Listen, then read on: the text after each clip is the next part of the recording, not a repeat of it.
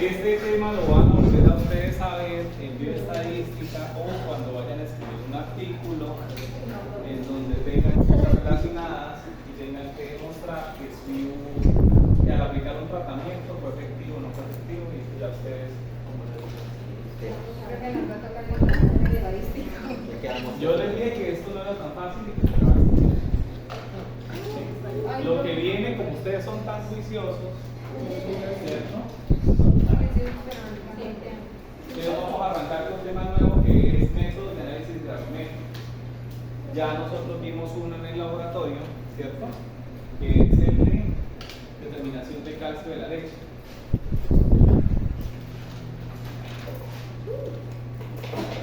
Los métodos gravimétricos son métodos cuantitativos basados en la determinación de masa del compuesto. O sea que de alguna manera nosotros vamos a tener que precipitar algo, ¿cierto? Y determinar la masa de ese compuesto. Entonces ya hay unos métodos establecidos para poder determinar esa masa, que es la gravimetría por precipitación, gravimetría de volatilización, electrogravimetría, y hay otros métodos también conocidos que es la valoración gravimétrica y la espectrometría de masa. Entonces, en la imagen, nosotros ya vemos algo de esto, tenemos la disolución, ¿cierto? Tenemos como tal el analito ya en el medio, ¿cierto? Disuelto, y vamos a empezar nosotros a ver una formación de una suspensión y la formación de una precipitación. Finalmente, nosotros vamos a tener al final un sobrenadante, que es un líquido, ¿cierto? Y un precipitado. Ese precipitado es el interés de nosotros. Hay unas etapas del análisis gravimétrico que ya están establecidas. Entonces tenemos preparación de la muestra, ¿cierto? Que fue lo que hicieron ustedes inicialmente. Tenemos una precipitación como tal, una digestión, pero esta digestión nosotros la tenemos que ver desde el punto de vista de una maduración, ¿cierto? En el tiempo, que ya vamos a mirar qué es eso. Filtración, que es el método que nosotros vamos a hacer separación del residuo como tal del medio donde está el medio acuoso donde se encuentra ese residuo, el lavado, ¿sí? Secado o incineración, pesado y cálculo. Entonces son las etapas de manera general que se llevan a cabo en el análisis gravimétrico. Entonces el primer paso en la realización del análisis gravimétrico consiste en preparar la solución. Nosotros tenemos que partir de la solución que vamos a analizar y empezar a hacer empezar a ejecutar cierto tipo de procedimiento para poder nosotros hacer una separación efectiva de eso que nosotros necesitamos analizar. Los factores que se deben considerar incluyen el volumen de la solución, que fue lo que nosotros inicialmente medimos, ¿cierto? Durante la precipitación, el intervalo de la concentración de la sustancia de prueba es lo que nosotros vamos a evaluar como tal en la práctica. La presencia y las concentraciones de otros constituyentes que también pueden afectar como tal la precipitación, ¿sí? La temperatura y el pH es importantísimo. Entonces, en la gráfica nosotros vamos a ver tres compuestos. ¿Qué sucede con esos tres compuestos? El primer compuesto, a medida que el pH aumenta, ¿sí? Su solubilidad se va a incrementar drásticamente en el medio de solución. Ese es el caso de la indometacina, ¿sí? En el caso de este señor, vamos a tener un decrecimiento en la solubilidad drástico, ¿cierto? Y después vamos a tener un comportamiento como tal al variar el pH. Y hay algunos compuestos que no son como muy frecuentes, en donde incrementar el pH disminuye la solubilidad hasta que llega un punto en donde la vuelve a incrementar nuevamente, que es el caso de la oxitetracitina, ¿sí? Entonces, estos son como los tres tipos de fenómenos que pueden ocurrir al variar el pH en una solución. ¿Ese tipo de gráficas cómo se llama? Este tipo de gráfica es una gráfica de concentración versus pH. es para evaluar su solubilidad. ¿Qué sucede? Que la temperatura también es importante en la solución. Entonces vamos a tener una cantidad de sustancias, ¿cierto? En donde algunas, a medida que incremento la temperatura, ¿qué pasa con la solubilidad? Se va a incrementar, ¿cierto? Puede ser drásticamente o puede ser incluso que la temperatura no afecte mucho la solubilidad. En el caso del cloruro de sodio. Incrementa, pero no incrementa de manera tan radical como los otros que están ahí. Cloruro de amonio, cloruro de potasio, ¿sí? Nitrato de potasio. ¿Qué otro está aumentando? Nitrato de sodio, yoduro de potasio, ¿sí? Se incrementan. Y una pregunta, si el pH y la temperatura afectan la solubilidad de alguna sustancia, ¿no podría también yo usarlas para separarlas? Digamos que tengo una solución homogénea y le altero yo el pH de modo que una de las sustancias que estaba ahí deje de ser soluble a ese pH, entonces es una forma también de separar. sí, claro, pero entonces tienes que tener claro qué es lo que tienes en solución para poder jugar con la temperatura y con el pH de la solución. Entonces tienes que saber cuáles son los compuestos que están todos en el medio para poder hacer ese tipo Primero de... necesito saber qué hay ahí. Sí, debes conocer algo de tu muestra para poder hacer ese tipo de estrategia, ¿cierto?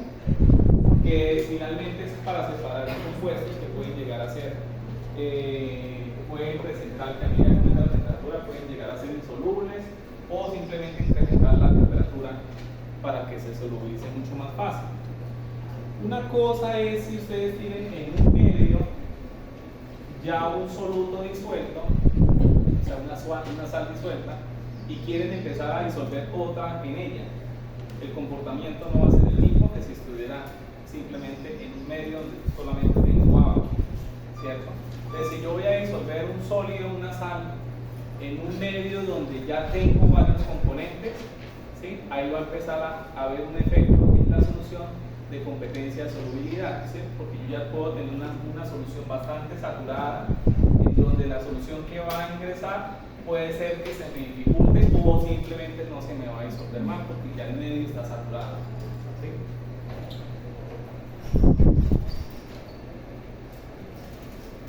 Algunas de las propiedades de los precipitados y de los reactivos precipitantes.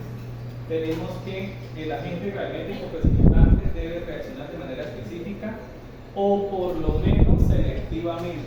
O sea, lo mínimo que yo espero es que sea selectivo, ¿cierto? Eso es lo mínimo.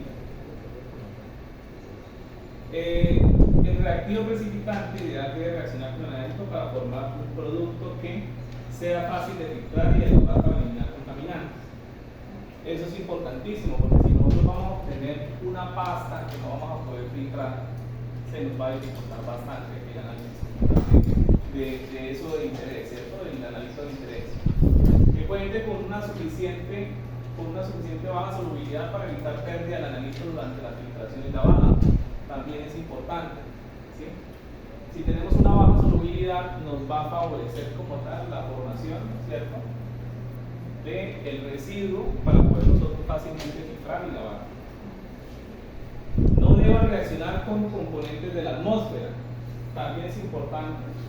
En química son muy pocos los que reaccionan, digamos que a nivel de laboratorio para análisis. Hay un grupo muy pequeño que reacciona fácilmente con la atmósfera.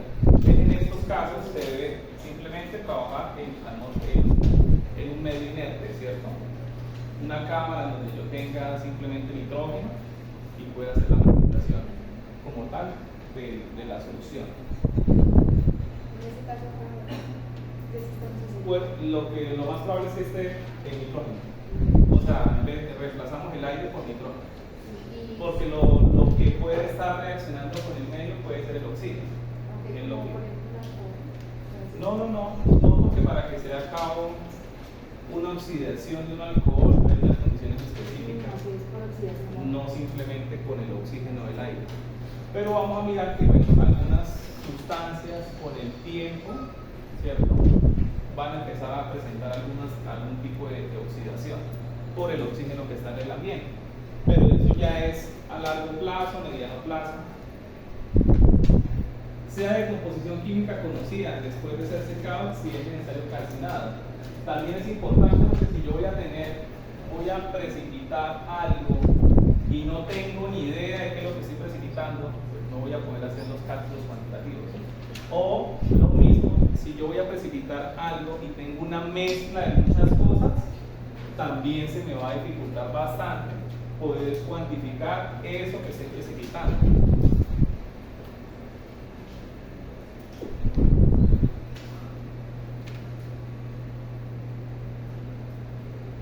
Entonces, para el tamaño de partículas y filtrabilidad de los precipitados, hay dos tipos de suspensiones que van a ocurrir. La suspensión coloidal, que son partículas diminutas que son invisibles a simple vista.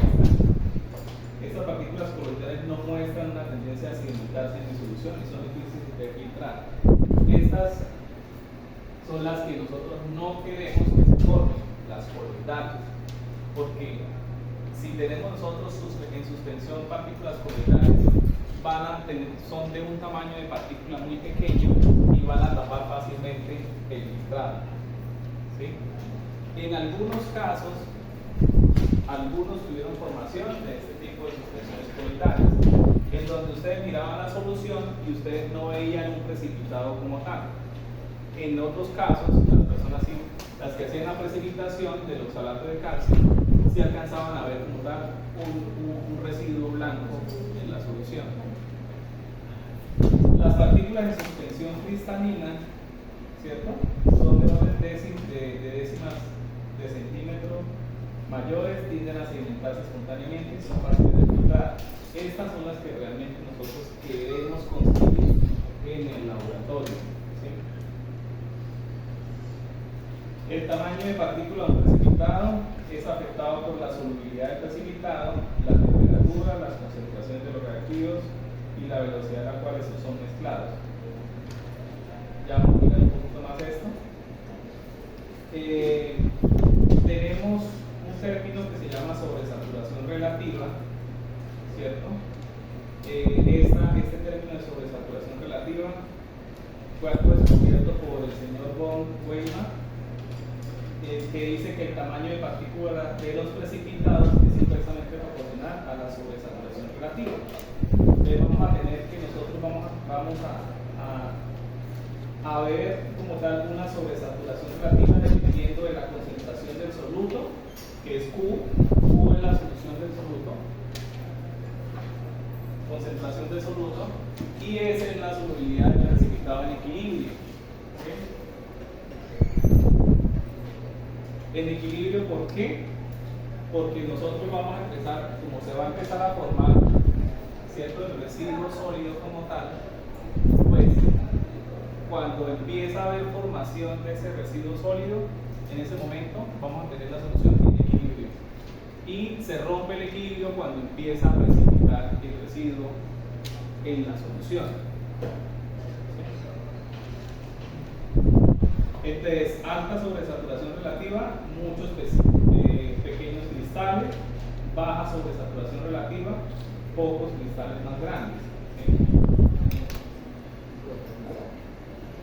El efecto de la sobresaturación relativa sobre el tamaño de partícula puede ser explicado si suponemos que el precipitado se forma por dos vías, nucleación y crecimiento de partícula. ¿Sí?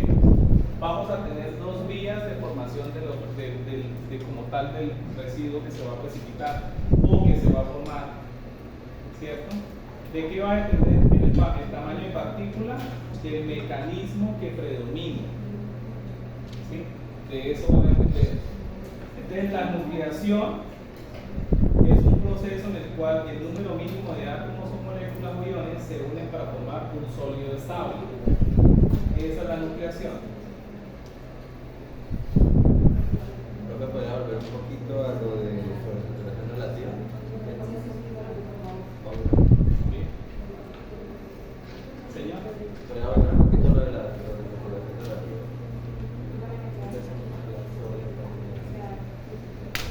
Yo les voy a compartir esta diapositiva. Que no entiendo qué es exactamente lo de la sobresaturación relativa. Tú tienes la concentración del soluto. ¿Sí? Entonces, si hablamos de una alta sobresaturación relativa, vamos a tener una alta sobresaturación. ¿Qué puede afectar a que esto sea mayor? El tamaño de Q, ¿cierto? O que ese sea más bajo. ¿Y qué es Q? Q es la concentración del soluto. ¿Sí? ¿Y ese qué es? Es la solubilidad del precipitado en equilibrio. Profe, ¿no debería también incluir la cantidad de solvente? La cantidad de solvente, o sea, mirándolo desde el punto de vista de solubilidad. Pues es que, o sea, yo puedo sobresaturar una solución si le disminuye el solvente. Sí. Sí. Un valor básico, equivalente. O sea, concentras evaporando el solvente. Sí, es verdad. Entonces aumenta la concentración del soluto. Sí. Entonces, ¿qué es acá? ¿Qué es lo importante? O sea, si nosotros vamos a tener soluciones sobresaturadas, ¿cierto? Al nosotros empezar a llevar a cabo la reacción de precipitación, van a haber diferentes puntos.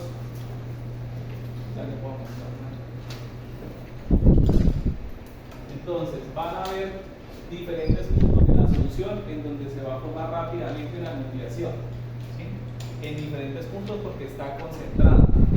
Si no estuviera concentrado, entonces voy a tener la formación de la nucleación, o sea, un tamaño de partícula pequeño, y sobre él, como yo no tengo tanta concentración en el medio, sobre él se va a empezar a formar un crecimiento de partículas, que es lo que nosotros buscamos. Entonces, concentraciones muy altas generan muchos puntos para nucleación, o sea, tamaño de partícula muy pequeño. Concentración más baja, vamos a tener formación de la nucleación, pero va a empezar a haber un crecimiento de partículas como tal alrededor de esa nucleación. O sea, vamos a tener varias partículas y no solo una que está así. Digamos que pocas, no solo una, sino pocas, en donde sobre ella va a empezar a crecer el tamaño de partícula como tal. ¿Sí? Se van a ir conglomerando a través de ella, que ya está formada. ¿Sí? Entonces, trabajar con soluciones bastante concentradas no es bueno. ¿Sí? Por eso se les digo, cuando vayan a hacer la formación del precipitado, adicionen el oxalato de amonio despacio, ¿cierto? Para que empecemos a formar la nucleación y sobre él empiece a haber un crecimiento de partículas. O sea, que esta partícula vendría siendo la adición de los diferentes pues, sólidos que yo voy a tener a medida que trabajo.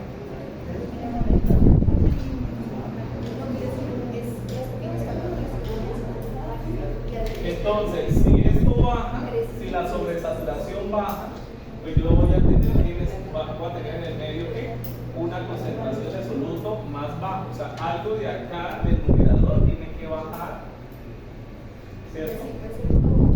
De una manera que esté relacionada con la sobresaturación. Pero entonces eso que va a bajar, que va a ser U, que es la solubilidad del precipitado, perdón, la concentración del soluto. ¿Sí? Entonces, de esa manera nosotros podemos empezar a mirar cómo se relacionan esos términos. Solubilidad en el equilibrio era cuando teníamos el límite de soluto que yo puedo agregar para antes de que comience a saturación. Sí, tú tienes En el la... límite, que yo agrego un soluto al límite de soluto, o sea, el equilibrio estaría en el límite que yo tengo entre que sea soluble y que sea sobresaturado. Sí, hay una formación, hay un tanto, la velocidad de formación es igual a la velocidad de solubilidad. Entonces va a tener un equilibrio ahí, en el medio, y no va a haber cristales. Cuando empieza a haber formación de cristales, ese equilibrio se rompe. Y ya son ¿Cierto? generalmente. No necesariamente, no necesariamente. Pero entonces, para eso nosotros necesitamos adecuar el medio para que se lleve a cabo esa precipitación. ¿Sí? Creo que la formación de cristales depende si es nucleación o crecimiento de partículas. Sí. O sea, ¿con cuál de las dos se forman todos los cristales? Entonces, esos son los dos procesos que ocurren en la formación de cristales. ¿Sí? Listo. ¿Qué sucede? Que la velocidad de nucleación se incrementa enormemente cuando aumenta la sobresaturación relativa. ¿Sí? Esto es sobresaturación relativa, esto es velocidad del proceso. Cuando la sobresaturación relativa es pequeña, vemos que sobre la nucleación está favoreciendo el crecimiento de tamaño por tamaño de partículas. ¿Sí? La azul está sobre la roja. Quiere decir que él está predominando en la formación de los cristales. ¿Sí? ¿Qué pasa cuando se supera este punto en donde los dos coinciden? Tanto en la precipitación tanto el crecimiento de partículas como la nucleación son iguales en la formación. Entonces, cuando yo supero ese valor de la sobresaturación, ¿cierto?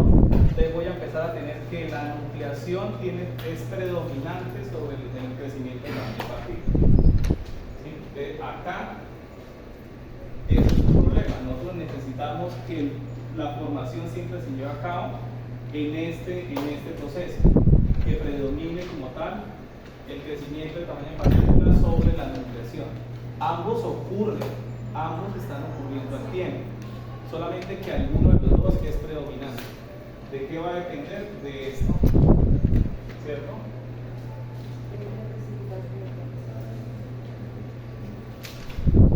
Preguntas. Cuando nosotros tenemos nucleaciones que tengo las partículas que se están formando, pero como el crecimiento es grande, se va a dar el tiempo de que se vayan adhiriendo, ¿correcto? Esto es nucleación. Por eso, ahí da tiempo de que Se forman tamaños de partículas pequeñas. Pero eso Ahora, es, Puede ser por medio de algo inducido, ¿cierto? O simplemente que se dé una formación como tal, ¿sí? Inducido por un factor externo. Pero la nucleación es la formación de ese tamaño pequeño de partículas. El que inicia, es la que inicia como tal de solución. tiene sentido que sea a menos sobresaturación porque va a haber menos cantidad, por lo tanto no va a haber como todo el tiempo y no se va a hacer Sí. Es que ahí hay en juego varias cosas. Está la solubilidad, ¿sí?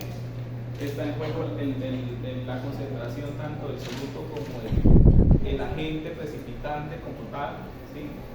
Y otras cosas como pH, temperatura, que me pueden favorecer como tal la solubilidad en el medio. Entonces hay muchas cosas en juego. Si las condiciones son adecuadas para que el tamaño de partículas, para que haya formación de nucleación, ¿cierto? Entonces, dependiendo del proceso, siempre se va a llevar nucleación y vamos a tener simplemente un líquido opaco en donde nosotros no vamos a ver un residuo bien, no lo vamos a poder identificar. Cuando se da la nucleación y sobre él empieza el crecimiento de partículas, yo empiezo a ver las partículas y las partículas empiezan a caer. o sea, yo necesito que las dos zonas que yo necesito. necesito que las dos ocurran. Siempre están ocurriendo. Pero que una ocurra en diferentes O sea, Pero yo necesito favorecer esta de acá abajo, esta de acá abajo. Y esa de ahí abajo ocurre es cuando la concentración es más baja o más alta. Cuando la concentración es más baja, el soluto es más bajo. ¿Sí? O sea, y profe, pero entonces, según eso, la nucleación induce el crecimiento de partículas, ¿no? Porque o sea, el crecimiento de partículas ya es con una partícula ya formada. Sí, pues debe haber, o sea, no puede haber crecimiento de partículas si no hay un soporte como tal que sobre él empiece la partícula a incrementar. Tienen que haber. ¿Sí? Entonces, por eso ocurre al mismo tiempo.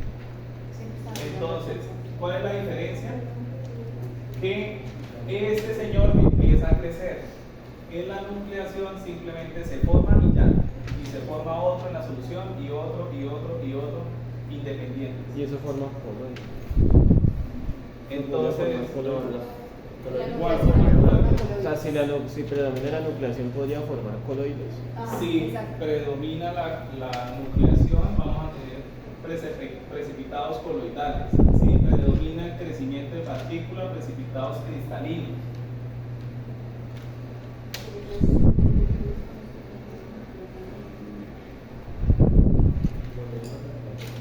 ¿Cuáles son las condiciones favorables de precipitación? Entonces tenemos algunas. Precipitar a partir de una solución diluida, es lo que ya hemos hablado hasta el momento, ¿cierto? Agregar lentamente agentes reactivos de precipitados diluidos con agitación constante. Esto también mantiene un Q baja, la agitación evita excesos locales de reactivo, que era lo que también queríamos lograr en el laboratorio, ¿cierto? Adicionar como tal esos precipitados. Ese es, perdón, el agente precipitante. El tercero, precipitar a partir de una solución en caliente. Esto aumenta la solubilidad, ¿cierto? La solubilidad no debe ser demasiado grande o la precipitación no será cuantitativa. El grueso de la precipitación se puede realizar en solución en caliente y luego enfriar la solución para hacerla cuantitativa, que fue lo que hicimos en el laboratorio. ¿Sí recuerdan? Precipitar a un pH lo más bajo que sea posible, en el que se mantenga la precipitación cuantitativa. Como se ha visto, muchos precipitados son más solubles en medio ácido y eso reduce la rapidez de precipitación. Son más solubles porque el anión de precipitado se combina con los protones de la solución. Esto también nosotros lo hicimos. Después de que agregamos el agente precipitante, el oxalato de amonio, nosotros cambiamos el pH, ¿cierto? Le agregamos amoníaco para volverlo una solución alcalina o ácida. ¿Sí recuerdan? Sí, Sí, eso también lo aplicamos en el laboratorio. Entonces, tuvimos en cuenta las condiciones favorables de precipitación. ¿Sí recuerdan? Sí. Entonces, los precipitados muy insolubles no son las mejores cantidades de análisis gravimétrico, se sobresaturan con demasiada facilidad. O sea, tampoco podemos tener como tal un resultado de un precipitado muy insoluble en la solución. ¿Sí? También puede generar algunos problemas. No agregar demasiado exceso de agente precipitante, que esto aumentará la absorción. Cuando nosotros agregamos, disminuimos la cantidad de solución que íbamos a trabajar, disminuimos también el agente precipitante. ¿Sí? Y verificar que la precipitación sea completa. Esto lo hicimos solamente como con una o dos personas, y ya cuando ya teníamos ya la solución con el precipitado formado, agregamos un poquito más de oxalato de amonio para verificar que hubiera formación o no. ¿Sí? O sea, con los 10 mililitros que ustedes adicionaron fue suficiente para formar la precipitación. En ese punto, nosotros seguíamos agregando más y más, y usted dijo que eso no afectaba en nada la. Pero más y más que amoníaco. Más amoníaco. Amoníaco no afectaba. Pero va a seguir formando la misma cantidad de precipitado, va a seguir formando a medida que usted agrega. Sí, ya lo vamos a ver más adelante, en un término que está más adelante. Entonces, ¿cómo se lleva a cabo la coagulación de los coloides? Tenemos suspensiones coloidales, son estables porque todas las partículas de coloides tienen carga positiva y negativa que se repelen una con otra. Vamos a tener nosotros como tal la formación, ¿cierto? Tenemos esta formación y sobre ella vamos a tener una capa primaria con carga positiva sobre la partícula coloidal y vamos a tener una capa secundaria, ¿cierto? Que es una capa contraiónica de difusión en exceso, de los aniones que están en exceso. Acá tenemos el sólido coloidal, ¿cierto? Formado, y sobre ella vamos a tener dos capas, una primaria y una secundaria. Las cargas provienen de cationes o aniones que están unidos a la superficie de las partículas. El proceso mediante el cual los iones son retenidos sobre la superficie de un sólido es conocido como absorción. O sea, este fenómeno como tal es conocido como absorción. ¿Sí? Entonces, acá tenemos nosotros coagulación de coloides.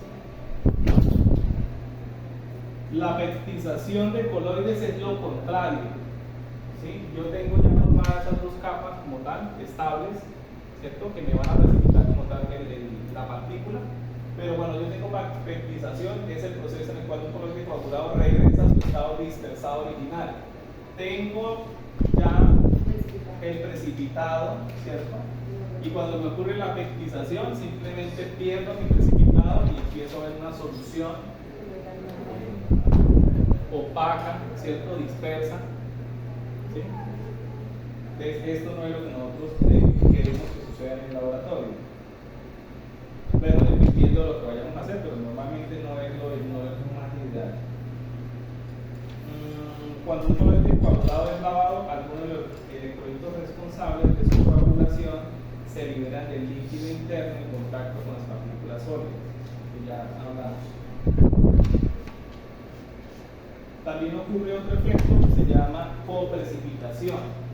La coprecipitación son los precipitados que tienden a arrastrar de la solución otros constituyentes que son normalmente solubles hacia que los precipitados se contaminen. O sea, yo tengo otros constituyentes como tal, ¿y qué va a pasar? El proceso puede estar basado en el equilibrio o puede ser cinéticamente controlado. Entonces ahí yo voy a tener, aparte de la precipitación que yo tengo, va a haber algo más que me está precipitando, ¿sí? Hay unos términos que se llaman, para todo lo que tiene que ver con el manejo de impurezas de los precipitados, que es oclusión e inclusión y absorción superficial. Entonces, la oclusión, en el proceso de oclusión, el material no es parte de la estructura del cristal, atrapado en el cristal. O sea, tenemos la formación del cristal y dentro de esa formación del cristal tenemos algo que está atrapado dentro que no hace parte del conjunto de partículas que están ahí conformando como tal el crecimiento de partículas. A eso se le llama oclusión. La inclusión ocurre cuando iones, generalmente de tamaño o cargas similares, se atrapan dentro de la retícula cristalina. O sea, tengo algunos iones dentro de la retícula cristalina que no hacen parte tampoco de ese analito que yo tengo, que quiero como tal formar en la solución. O sea, mi analito es el cristal y lo que está dentro de ese cristal es algo que no quiero que algo que está dentro de él que no hace parte. Por ejemplo, si yo voy a formar cloruro de plata, voy a hacer formación de cloruro de plata, entonces tengo cloruro de plata. Profe, pero entonces, ¿cuál es la diferencia con la oclusión? Es que no, en oclusión tú tienes como una sustancia aparte, mientras que en inclusión tienes iones, tienes cargas. Esa es la diferencia con lo que está dentro. Sí. Entonces yo tengo como tal la formación de mi partícula y hay algo que está adentro que no pertenece al grupo que está precipitado, ¿cierto? Está dentro como tal. ¿Qué sucede? Esto internamente, esto es casi que en algunos de los casos es imposible de separar. O sea, si se formó, no hay forma de separarlo, simplemente vamos a tener una impureza ahí que nos va a acompañar tanto en el cálculo final como en todo el proceso. Ahora, la absorción superficial tiene una capa absorbida primaria de los iones reticulares en exceso. Esto provoca absorción superficial, la forma más común de contaminación. Entonces, este es sencillo, este simplemente es, tengo esta formación.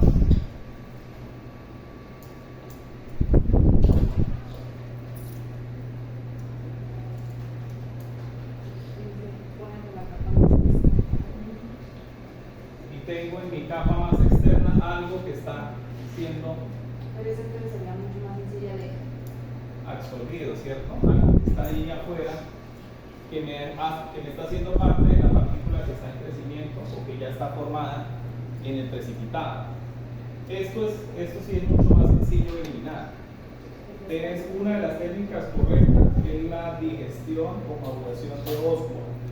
¿Qué es la digestión o maduración de Oswald? Es simplemente dejar un tiempo la solución en reposo bajo el efecto de la agente precipitante, que eso también lo hicimos nosotros en el laboratorio. Dejamos media hora la solución, ¿cierto? La dejamos quieta, primero para que precipitara y segundo para que hubiera una maduración de Oswald, ¿cierto? Y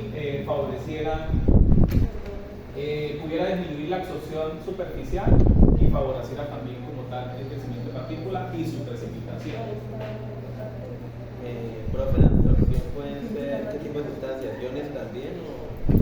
Sí, Tanto iones como sustancias. son iones principalmente. Principalmente iones, pero también pueden ser sustancias otras, interferentes o otro analito.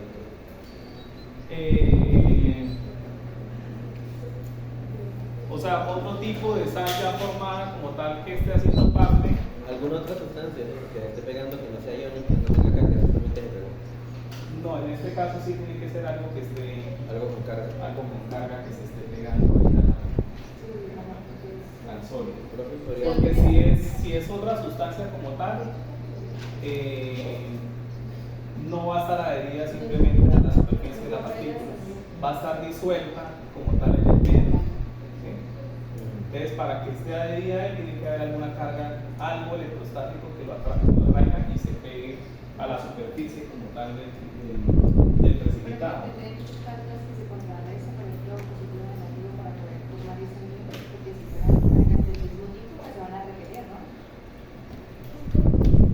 Sí, es que normalmente, dependiendo de la formación, yo puedo tener una capa externa, que va a tener una carga de partícula, ¿cierto? Y su contracción que está simplemente acercándose a esa superficie. O sea, es un contracción. Si la carga superficial es negativa, pues voy a esperar que sea algo positivo que se esté ahí. Puede ser diferente la capa primaria a la más externa. La capa primaria y secundaria tienen que tener cargas opuestas Sí, para que se puedan puedan mantener. Sí, tienen que tener cargas. No puede haber una gente que quiera más bien internalizar la parte de oclusión, que se va a la capa más interna. No, si ocurre oclusión, la oclusión ocurre antes del crecimiento de partículas. Antes de que se genere la segunda, Sí. la capa más externa, ¿no? Antes del crecimiento de partículas. O sea, cuando está iniciando la nucleación, estoy teniendo ese problema de oclusión o de inclusión en el tamaño de partículas. Y todas están empezando a ponerse encima de ella. En Exactamente. lugar de entre ellas mismas. Sí, porque es que si fuera la capa más externa ya no podría haber porque no es del tipo de carga que estamos usando. Sí. Tenemos otras impurezas que es el reemplazo isomórfico. El reemplazo isomórfico se dice que los compuestos son isomórficos y tienen el mismo tipo de fórmula y cristalizan en formas geométricas similares.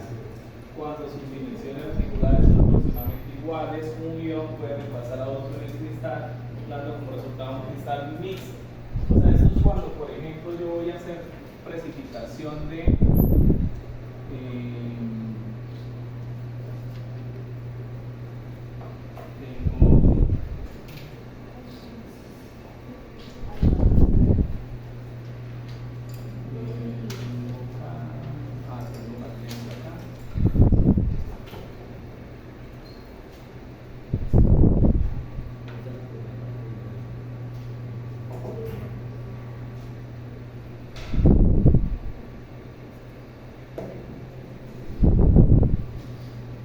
y acá tengo el ñañón, ¿sí?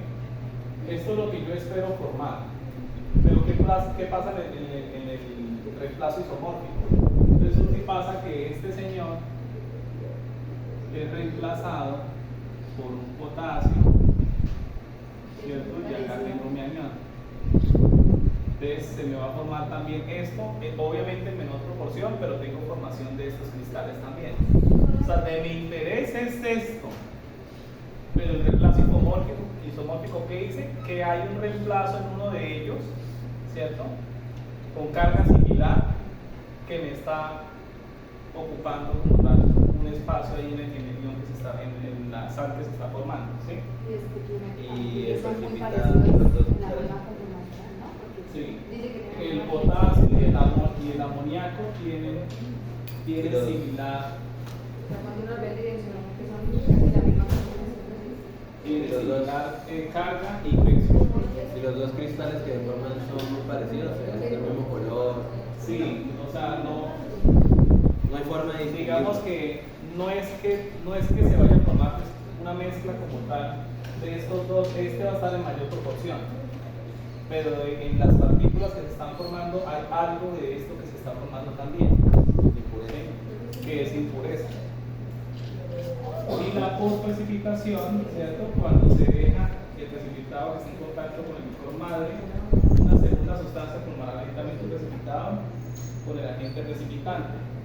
Entonces, cuando nosotros hacíamos la práctica del calcio, nosotros ¿qué queríamos formar? Sí, calcio. ¿Cómo? Oxalato de calcio, ¿cierto? Es lo que nosotros necesitamos precipitar. Entonces tenemos oxalato de calcio. Pero resulta y pasa calcio no es el único ion, no es el único cation que está en la leche. ¿Ok? También tenemos otros metales con la misma carga, como el magnesio. Entonces la post-precipitación es que aparte de que yo tengo esta formación, voy a empezar también a evidenciar formación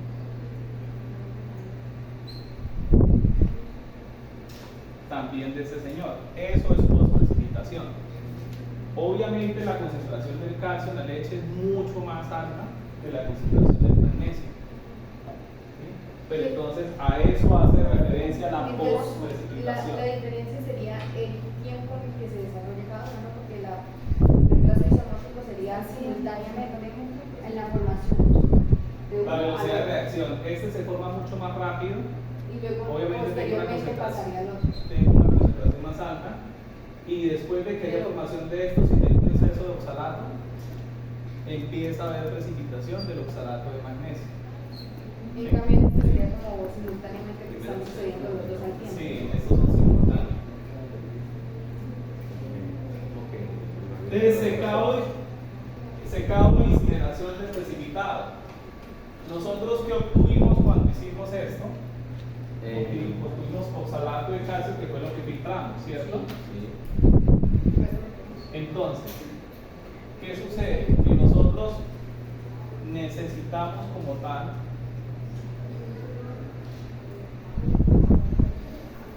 implementar algo adicional para poder evaporar lo que no nos sirve, ¿cierto? Poder eliminar lo que no nos sirve y poder hacer una cuantificación con una mayor precisión. Entonces, si nosotros algunas sustancias, por el efecto simplemente de secar, ya simplemente vamos a tener la sustancia como tal lo más puro posible para poder nosotros hacer la cuantificación. Algunas no, como el caso del oxalato de calcio. El oxalato de calcio, bajo un secado, si se dan cuenta, más o menos en 400 grados Celsius está ocurriendo una oxidación, ¿cierto?, del oxalato a carbonato de calcio. ¿Sí? Si superamos los 800 grados, estamos obteniendo un único producto que es óxido de calcio. Entonces, con el tiempo, con temperatura, vamos a tener que aproximadamente a 450 grados, más o menos a 450 grados Celsius, vamos a obtener nosotros, y este señor aproximadamente en 850, 900 grados Celsius, vamos a obtener nosotros óxido de calcio. Y con este secado e incineración garantizamos que lo que haya de impurezas que esté disuelto con el residuo lo vayamos a evaporar, lo podamos eliminar fácilmente, ¿sí? O sea, es más beneficioso que se siga oxidando a medida que se aumenta la temperatura. Es más beneficioso aumentar la temperatura. En este caso sí, en este caso Porque me está quedando únicamente aislado lo que necesito. sí, en este caso sí, porque estamos garantizando que tengas óxido de calcio. Acá cuando tú hiciste la filtración, ahí te queda el oxalato de calcio, algo de solvente, que es oxalato de amonio, algo de ese solvente que está disuelto, ¿cierto? Y humedad. Y pues tienes que eliminar la humedad y lo otro que está acompañando al precipitado. La forma de hacerlo es esto, secado e incineración. Hay otras sustancias que también nosotros por secado vamos a obtener unas sustancias mucho más puras en el término de que lo podemos cuantificar con mayor facilidad. Por ejemplo, el caso del óxido de aluminio, ¿cierto? Va a estar hidratado, puede estar pentahidratado, dihidratado, va a tener X moléculas de agua acompañando como tal la molécula. Cuando nosotros hacemos el secado, garantizamos que el residuo que nos va a quedar todo es óxido de aluminio, ¿sí? Lo mismo en el caso del sulfato de bario, aumentar la temperatura, el sulfato de bario también lo vamos a garantizar que vamos a tenerlo en modo sin hidratos, ¿sí? Y el cloruro de plata también. Entonces, esto es importante también aplicarlo, también hay que saber muy bien la química de cada uno de estos compuestos, ¿cierto? Para poder saber de qué manera proceder en el laboratorio para obtener sustancias lo más puras posibles que yo pueda cuantificar. Y lo más chévere, cálculos gravimétricos. Entonces, los cálculos gravimétricos siempre vamos a aplicar esta fórmula en todos los ejercicios que vamos a hacer, que es peso fórmula del analito, peso fórmula del precipitado y la relación de las moles que se encuentran en ella. Eso es importantísimo. Entonces, en el caso que ustedes iban a hacer de óxido de calcio, si yo voy a calcular óxido de calcio,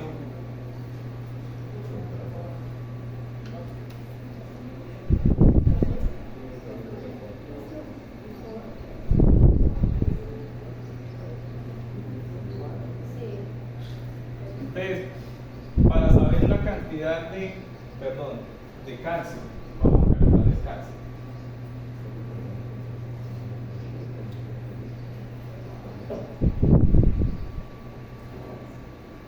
Entonces va a ser igual a ¿qué? Al peso del óxido de calcio, que es lo que ustedes van a pesar. Hoy, listo. ¿Qué es lo que ustedes ya pesaron? Óxido de calcio, ¿cierto? Que les dieron unos gramos, como tal, tenemos unos gramos de óxido de calcio por. Entonces dice, peso fórmula del precipitado. ¿Cuál es el peso fórmula del precipitado del óxido de calcio? 58 gramos. Es el normalito que se calcula teóricamente. Sí, el peso molecular.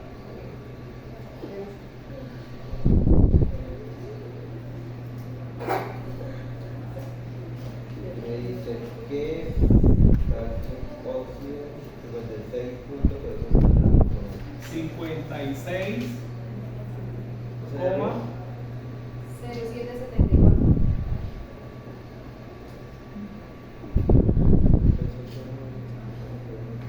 y lo que nosotros necesitamos o lo que vamos a analizar, peso fórmula del analito, ¿cuánto pesa el calcio? calcio.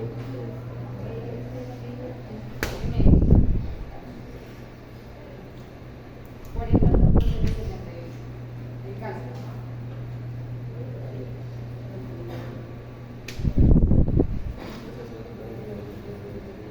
¿Cuántas moles tengo yo del analito y de las moles de precipitado?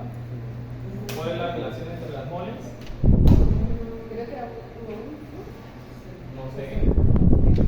Es uno y uno. Moles de analito. Sería Claro. uno ahí porque sea. Por una mol de óxido de calcio y 56 gramos. O sea, yo tengo que una mol de este señor me va a producir una mol de este señor. Y voy a obtener una mol de este señor, ¿cierto? Entonces la relación es 1 a 1. ¿Cuánto da eso? Pero en ese caso Acá va el valor que ustedes pesaron del óxido de calcio, que no sé cuánto es. Y ahí les da a ustedes el valor, el cálculo de calcio. y una Está sencillo, ¿cierto? Listo, profe, ¿uno cómo identifica que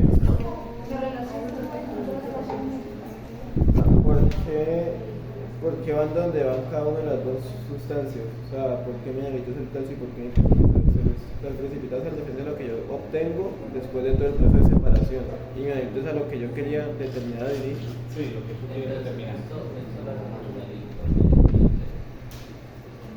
Sí. Esta semana.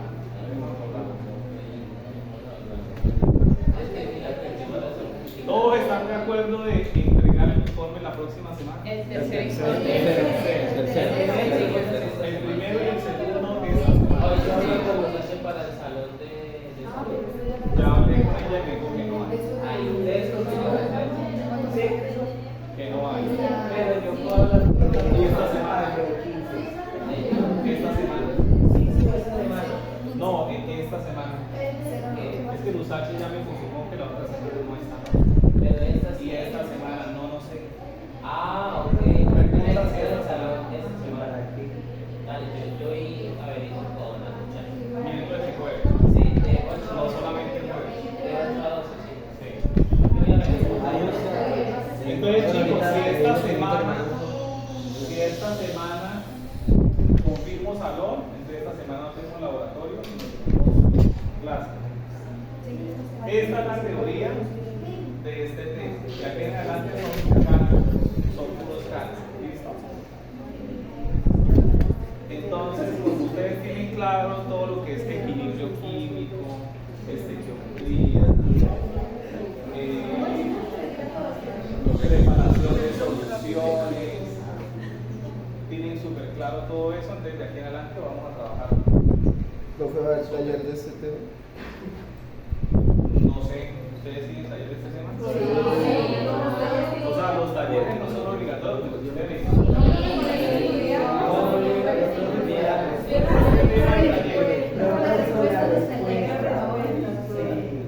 Bueno, está bien, yo les voy a dar un taller después.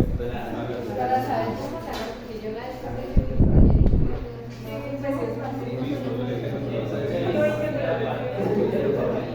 entonces, esta semana me entregan el 1 y el 2, la otra semana el 3. ¿Listo? Y dependiendo si puedo conseguir salón esta semana, hacemos clase esta semana y aplazamos el laboratorio para la próxima, o viceversa. ¿Listo? Entonces yo les aviso, pues a más tardar mañana, porque ya no. A más tardar mañana. Esa otra tengo no seguimos. La buenos páginas. Esa, ¿No seguimos qué? No se complique, ya hagamos un ejercicio. Hagamos un ejercicio. Empecemos con el ejercicio. ¿Sí? Preguntas de la teoría.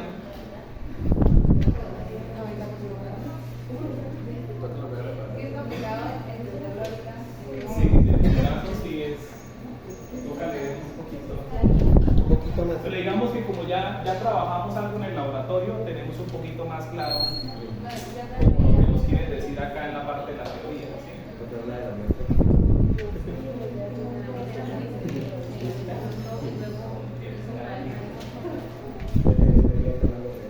Muestra la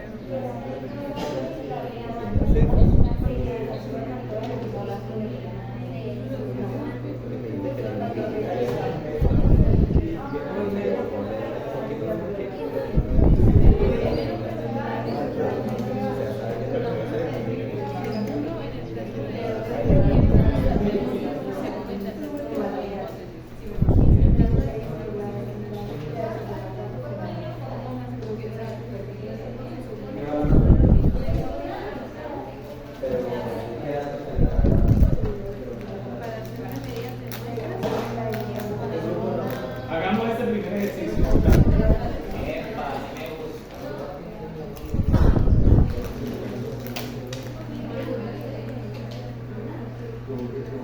Entonces, el ejercicio dice.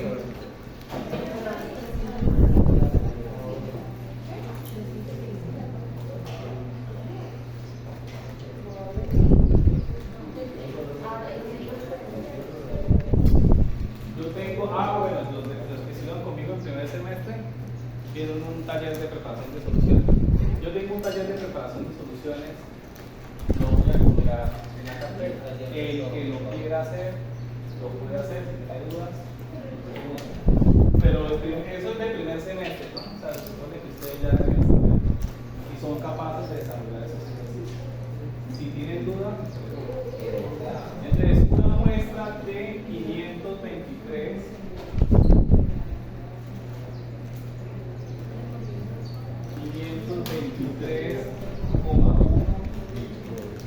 miligramos de KBN se trata con un exceso de nitrato de plata.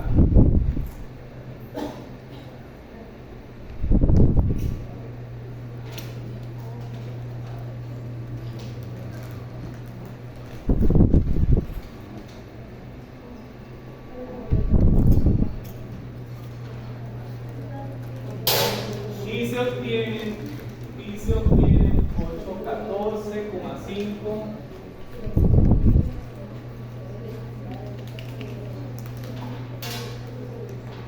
miligramos de bromuro de plata.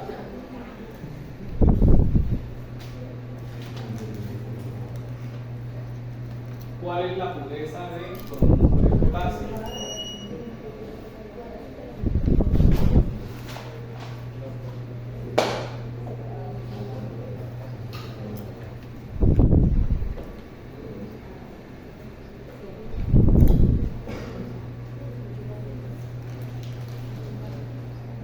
Entonces tenemos bromuro de potasio y un exceso de nitrato de plata.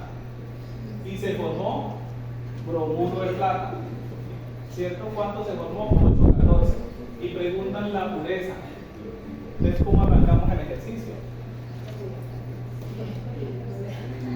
Si preguntan la pureza, entonces sabemos cuánto es lo que se formó. 814,5. Les partimos de 814,5.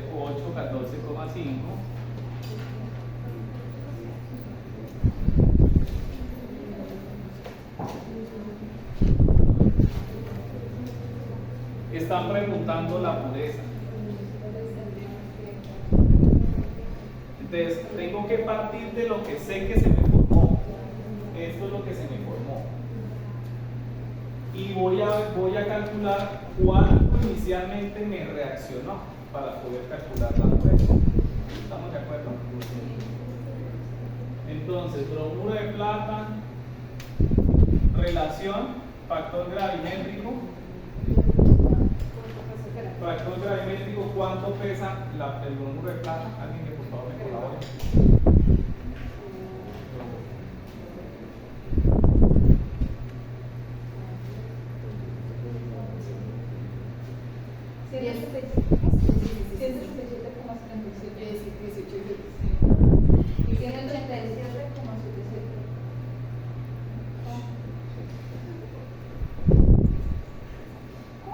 Gramos de bromuro de plata. Y de bromuro de potasio, ¿cuánto?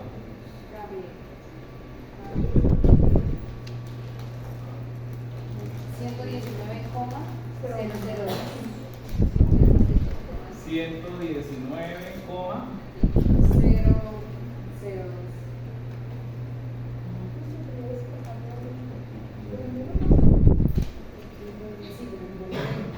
¿Cuál es la relación de moles entre esos dos compuestos? Una mol de bromuro de potasio me está produciendo una mol de bromuro de cerco. La relación es 1 a 1.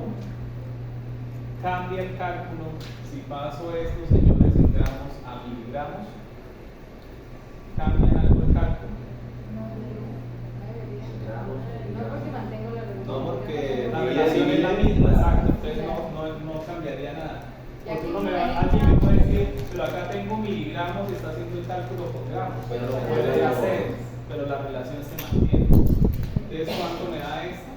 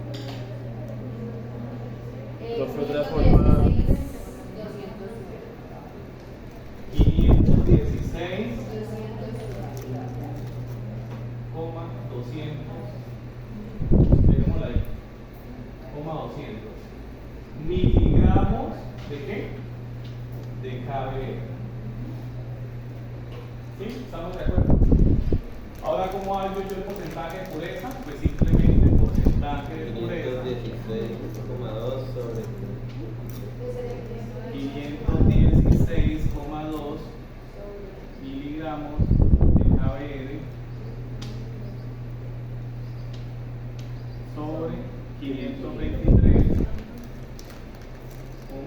miligramos de KB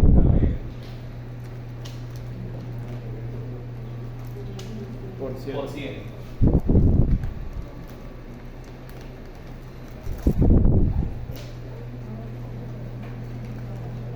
Sí, pero es que se supone que no se daña porque tengo gramos por gramo,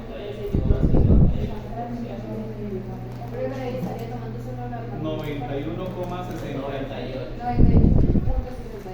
98.68.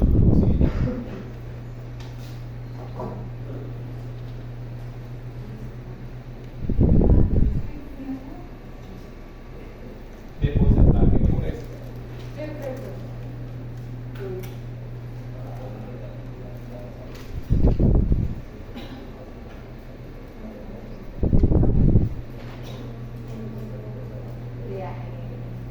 Se siente lo que tengo, el peso por lo que yo quiera. Esta vez.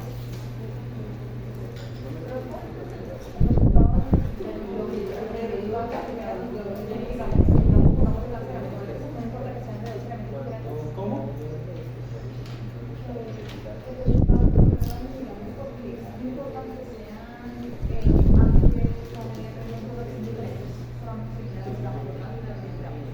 Sí, o sea, tú puedes hacer el cálculo para pasarlo a miligramos, para pasar de miligramos a gramos, ¿cierto? Multiplicas por esto, pasas lo mismo, de gramos a miligramos, y te tiene que dar este mismo valor. O sea, haces el cálculo después y te tiene que dar el mismo valor. ¿Listo? Porque no debe afectar el valor del cálculo con este factor. El factor ese es el valor del mismo. Hagamos el segundo. Hagamos el segundo. Preguntas sencillo, ¿cierto? Siempre utiliza el factor gravimétrico a mitad del ejercicio. Pero el factor gravimétrico me explica es la relación entre la masa de función y listo, chicos.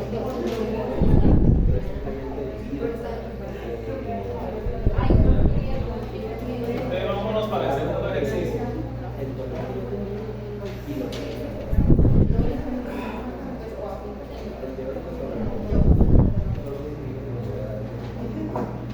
En el segundo ejercicio me dicen que el peso del precipitado de óxido de hierro se obtendría de una muestra de 0.4823 gramos de alambre de hierro, que es el 99.89% puro. Ustedes preguntan el peso, ¿cierto? Los gramos de óxido de hierro. Se obtendrá una muestra de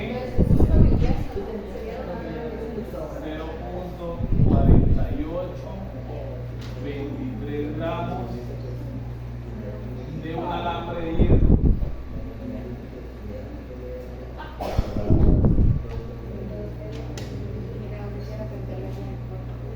Que está en un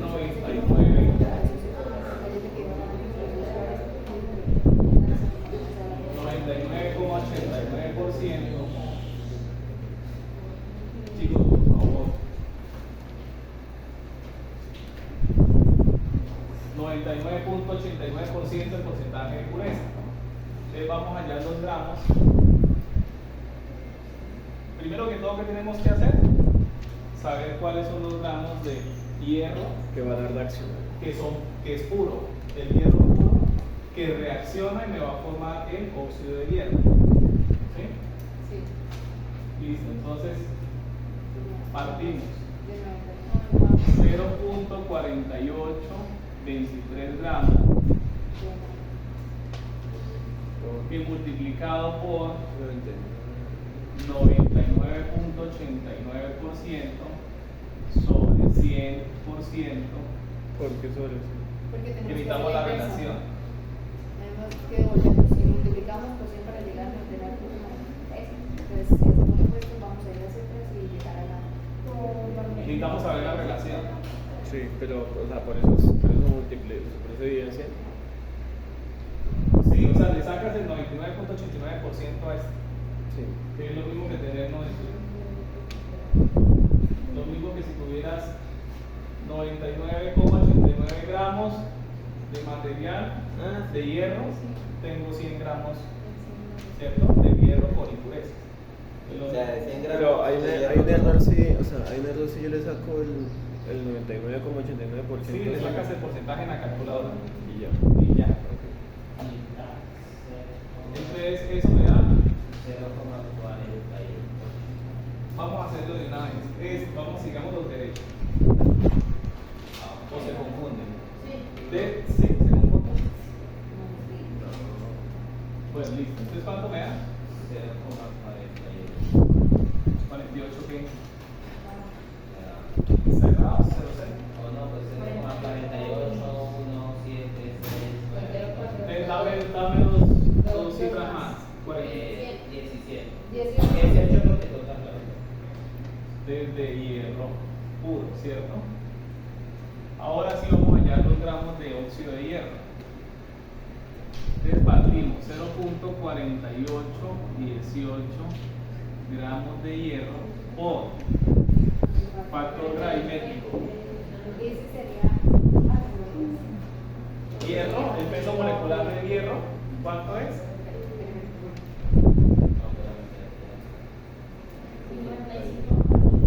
Esto es puro. Sí, y los 0,48 Esto de acá, esto. No, no, lo de arriba. Esto nos da el ejercicio. Ah, Eso es lo que se obtuvo en el experimento. ¿Cuánto es el peso molecular del hierro? 55. ¿Coma qué? 84 gramos de hierro.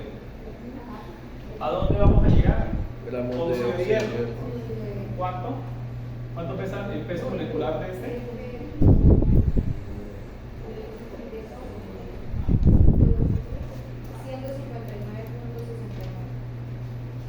159,69 gramos de 2 o 3.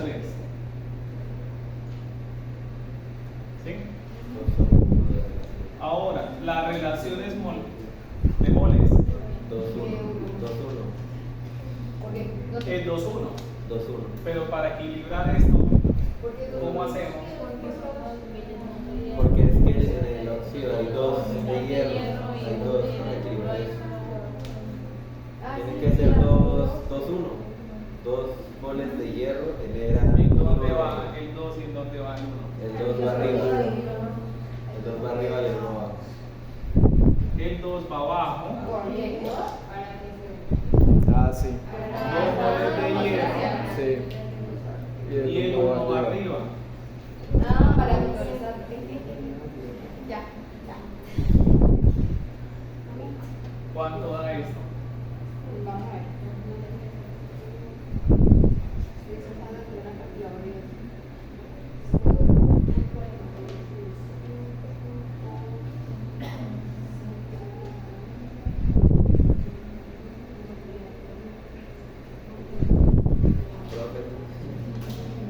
¿Por qué va abajo?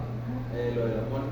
Ah, para contrarrestar. Porque tú tienes dos, o sea, para que queden estequiométricamente iguales, tú tienes 2 moles de hierro. Tú no tienes una mol de hierro, tienes 2 moles de hierro.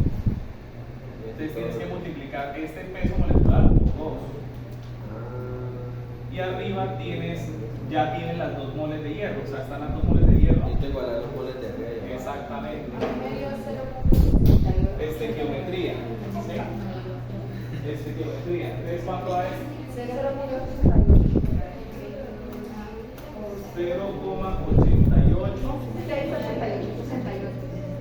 0,68. 68.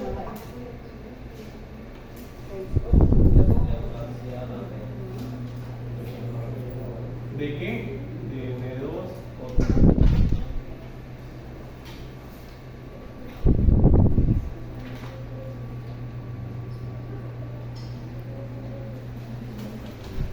¿cierto? Esto es lo básico. Entonces, para la próxima clase, ya le metemos más cositas a eso. Ustedes son los de los parciales. Los de los parciales son los del taller. O sea, el nivel del parcial es el del taller. Vamos a hacer eso. Entonces, listo, chicos, dejamos hasta acá. Thank you so much. Nos vemos el miércoles y el jueves. Les confirmo. Espera, antes de que se vayan. Deben traer para el laboratorio